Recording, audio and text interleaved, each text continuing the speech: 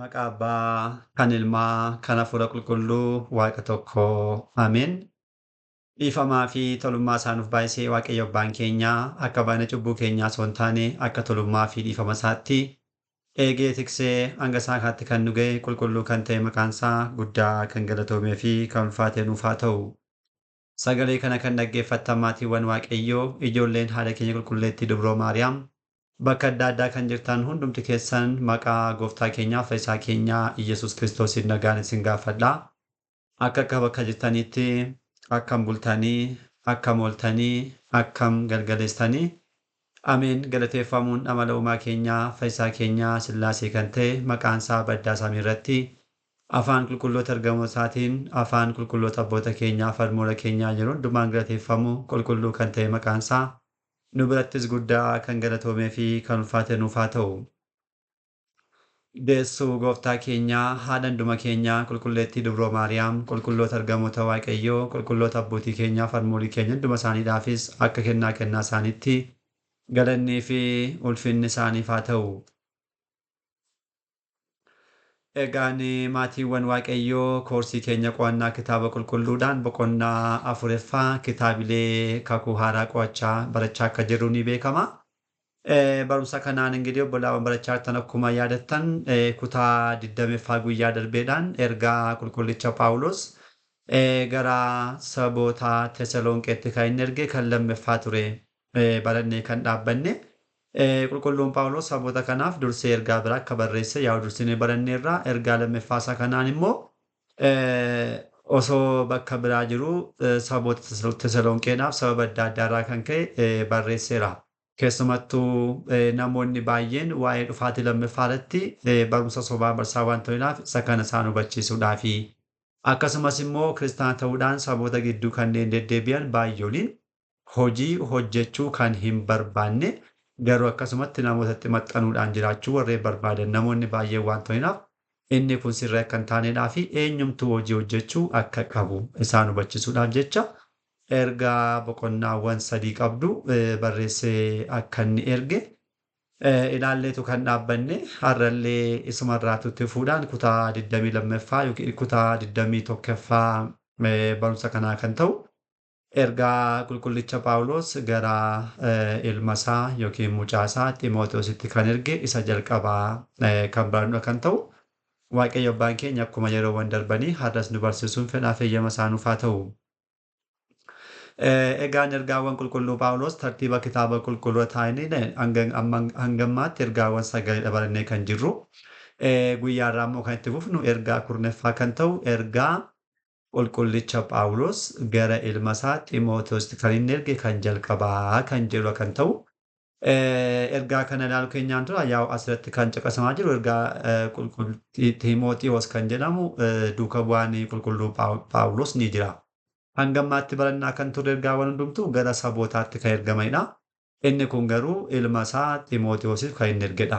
Kanaafuu Xiimootewoos kun eenyudha kan jedhu mi'a ilaallu. Xiimootewoos abbaa isaa warreen urjii kanneen waaqessan gosoota Yoonaanwaan kanneen jedhaman keessaatu akkasumas immoo haadha isaa sirna horiitiin jiraattu irraati biyya Listraanitti dhalatee kan guddatedha. Qulqulluun Phaawulos booda magaala Listraan yeroo inni barsiisaa turetti qulqullichi Xiimootewoos barumsaa fi raajiiwwan gooftaan keenyaa fayyisaan keenyaa Iyyasuus Kiristoos karaa duuka bu'aasaa karaa Phaawulos taasisu hundumaa arguudhaan barumsa qulqulluu Phaawulosiin gooftaa keenyatti amanuudhaan kan cuubamedha. Kana booda cuubamuudhaan qulqulluu Phaawulosiif duuka bu'aasaa akkasumas immoo ilma isaa kan hafuuraa jedhameera. Qulqulluun Xiimootewoos wareegamummaadhaan kan darbe Sinkisaara caamsa 23 yaa'u guyyaa har'aallee caamsa osoo hin taane amajjii 23 guyyaa barumsarraa kun darbaa kan jiru amajjii 23 akka carraa ta'e walirra ooleera. Qulqullichi kun umurii isaa dargaggummaadhaadha. Qulqulluu Phaawulos duukarra kan bu'e kanaaf amantaa isaadhaaf hinaaffaa kan qabu duqqinnaadhaan dursee kan muudame osoo hin dadhabiin ergaawwan bakka adda addaatti keessaa kan turedha. Qulqulluu Phaawulos wajjirraan tajaajila adda addaa taasisaa kan turedha. Qulqullichi Phaawulos boodas immoo tajaajila isaa ilaaluudhaan mana kiristaanaa Efesoon irratti Paaphaasii taasisuudhaan isa muudeera. sababa barsiisa wangeelaadhaaf si'a tokko hidhamee akka ture innumti kitaaba isaadhaan ibseera. Kana booda erga baay'ee tajaajilee booda saboota warra Yoonaanotaa akkasumas Yihuudoota duukarraa wantoota adda addaa dhimma amantaadhaan kaayisaa arga turee booda jechuudha. Naannoo bara 96ffaatti Yihuudoota irraatu wareegamummaa argachuudhaan wareegamummaadhaan boqoteera. Innaa kun Sinkisaara guyyaa irraa kan dubbifamu yaa'u amajjii bultii 23 guyyaan barumsi kun waraabamaa jirus guyyuma kana waan ta'enaaf walirra kan oole qulqullichi Xiimotewos guyyuma kanatti wareegamummaadhaan kan darbedha. Eebbisaan nurraa haa bulu. Qulqullichi Phaawulos egaa ergaa kana kan barreesse barataasaa kana yookiin duuka bu'aasaa kana yookiin immoo mucaa hafuuraasaa kana kan ta'e qulqulluu Xiimotewosiidhaafidha jechuudha. Ergaa kana inni kan barreesse Lodooqiyaa taa'uudhaan naannoo bara 66tti akka ta'e ni dubbatama. Qulqulluun Phaawulos ergaa kana maaliif kan barreesse kaayyoo ni qaba. Kan jalqabaa amantoota akkamitti eeguu akka qabu isa gorsuudhaafidha kan jalqabaa. Boqonnaawwan jiran kan hundumaa yoo ilaalle gorsadha kan inni qabu baay'eensaa. Qulqullicha kanaan qulqullichi Phaawulos akkamitti akkan tajaajiluu qabu gorsa kenneeraa fi sababa kanaadhaaf jecha ergaa isaa kana barreesseera. Kan lammaffaa immoo barumsa ginistikotaadhaaf deebii kennuudhaafidha waa'ee mana kiristaanaa akkasumas waa'ee waaqayyootti ginistikoonni kan isaan kaasaniidhaaf deebii isaaniif kennuudhaaf. Kan sadaffaa immoo Xiimotewosiin jajjabeessuudhaaf jecha walumaa galatti ergaawwan boqonnaa 6 qaban barreesseeraaf jechuudha. Qabiyyeen ergichaa gabaabinaan gaafa ilaalamu ergaan kun boqonnaawwan 6dha kan of keessaa qabu. Kutaalee 4tti qoqqoodnee ilaaluu ni dandeenya. Kan jalqaba boqonnaa 1irraa hanga boqonnaa 2tti kan jedhu seensa ergichaa ni qaba. Seensa ergichaadhaan qulqulluun Phaawulos nageenya gaafachuudha. Mucaa isaa hafuuraa kan ta'e qulqulluu Xiimotewosiin jechuudha. Mucaa isaa hafuuraa kan jedhu qulqulluun Phaawulos Xiimotewosiin mucaa akkas gaa'ela taasifachuudhaan kan argate mucaa foonummaa miti. Qulqulluun Phaawulos durbummaadhaan monokkosummaadhaan kan jiraatedha. Kun mucaa hafuuraa isaati. Fudhatee duukaa bu'aasaa kan taasifateedhaa fi barsiisee kan guddisee jechuudha. Akkasumas achirratti maal jedha qulqullichi Phaawulos waa'ee mataasaa jechuun inni dursee qulqullichi Phaawulos saboota warreen biroo kiristaanotaan ari'achaa akka ture. Isa booda garuu Kiristoos osoo naaf hin ta'in jechuudhaan mataasaa gadi qabe. Osoo naaf hin ta'in na filateetu sadarkaa kanaaf akkasumas Ahizaabotaaf duuka bu'aa taasise jechuudhaan waa'ee mataasaa kallattii kanaatiin kaaseera. Itti aanuudhaas immoo sirna kadhannaa ni dubbata. Sirna kanaatti qulqulluun Phaawulos maal kaaseera? Kadhannaan biyyaaf kadhatamuu akka qabu durfame jechuudha. Biyyaaf kadhatamuu akka qabu warreen biyya geggeessaniidhaaf sadarkaan kanneen jiraniidhaaf isaan kana hundumaadhaaf maqaan isaanii ka'uudhaan yaa'u maqaa isaanii gaafa jennu biyya yoo ta'e maqaa biyyaa.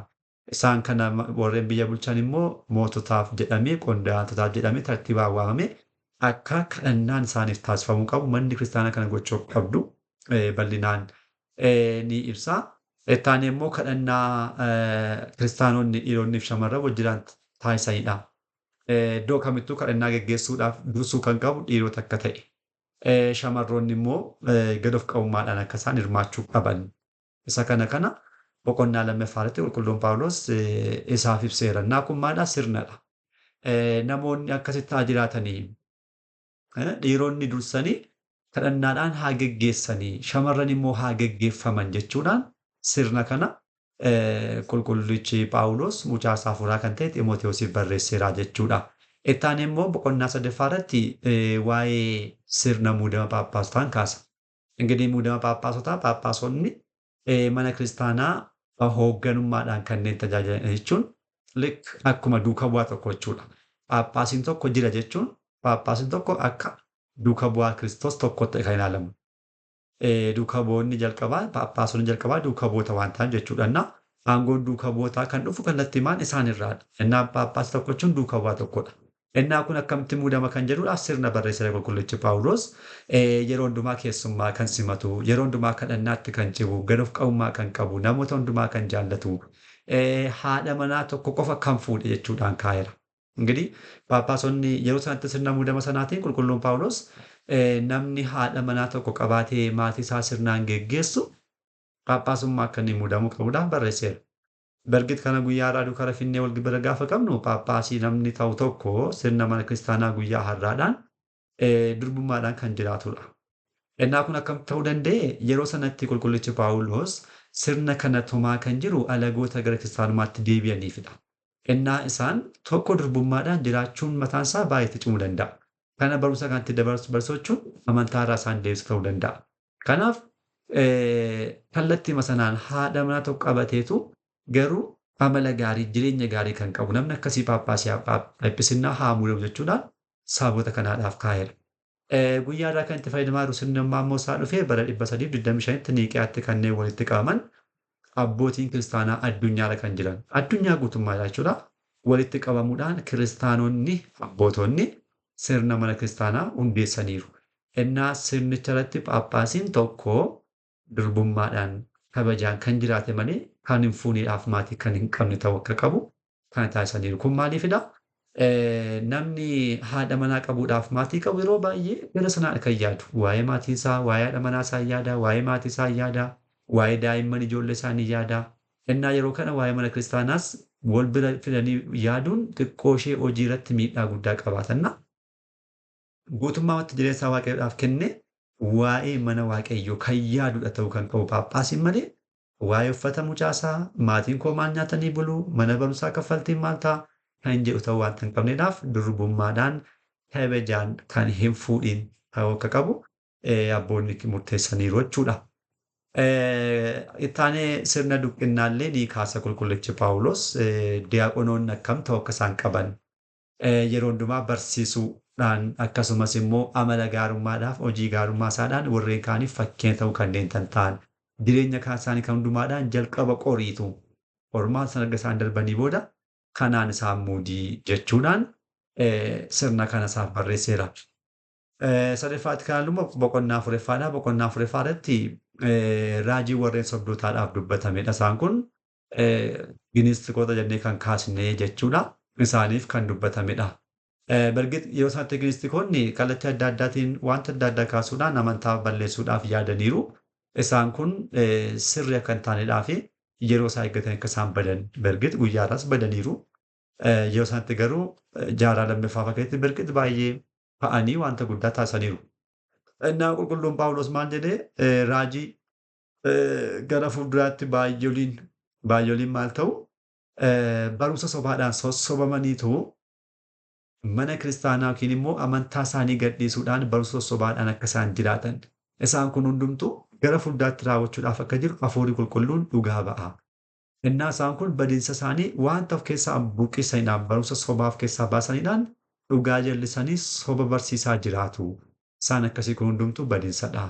Innaa namni jireenya bara baraa kan argatu ta'e hundeen kan biraan hin jiru. Hundee tokkicha hundeeffame irratti dhaabbachuudhaan jireenya bara baraan kan argamudha kan jedhudha. Gorsallee mucaasaaf kenneera taasisuudhaan gorsa bal'ise haala kamitti akka inni geggeessuu qabu waa'ee mataasaa jechuudha. Waa'ee mataasaa ofii isaatii galuuf qabummaa qabaachuu akka inni qabu namootaaf yeroo barsiisu yeroo dubbatu kan dubbatu qofa osoo hin taane fakkeenyummaadhaan illee ta'ee argamu akka qabu. Yeroo hundumaa waa'ee foonummaadhaaf kan jiraatu yeroo xiqqoodhaaf faayidaa argata. Waa'ee hafuurummaadhaaf kan jiraatu garuu jireenya bara baraa argata jechuudhaan kan wal bira qabee isaaf ibseera. Dhugaadhaan inni kun wanta guddaadha. Namni waa'ee fooniidhaaf kan fiigu yoo taane yeroo xiqqoodhaaf itti fayyadamna. Waa'ee fuudhaadhaaf kan fiigu garuu maala jireenya bara baraatti hin argatta jechuudhaan qulqullicha kana ni gorsa.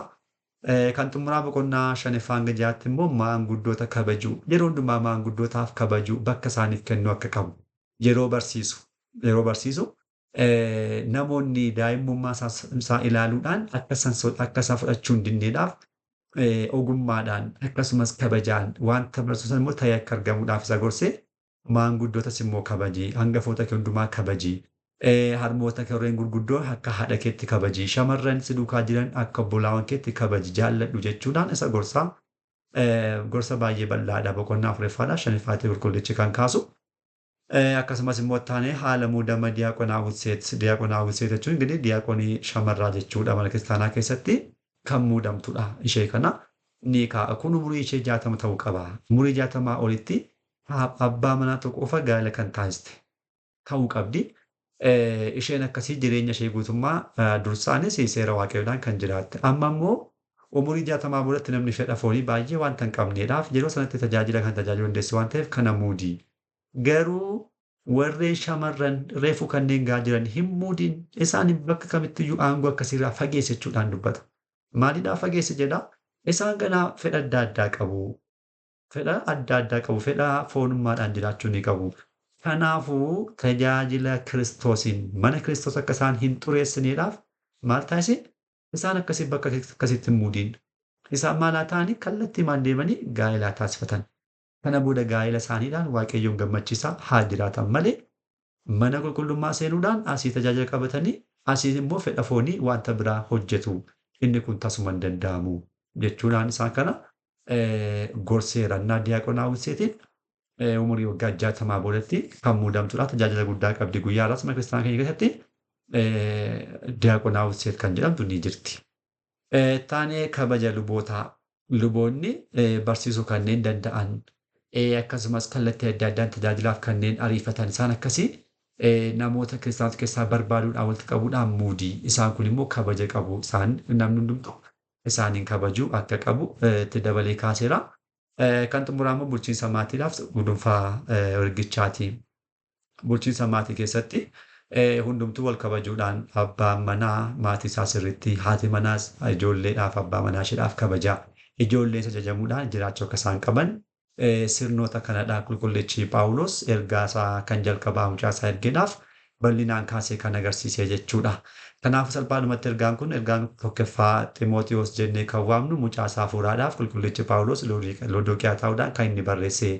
Guutummaan ergichaa sirnaan kan guutedha. Sirna manni kiristaanaa ittiin gaggeeffamtu maaliidhaaf? Qulqullichi kun Xiimotewos jechuudha.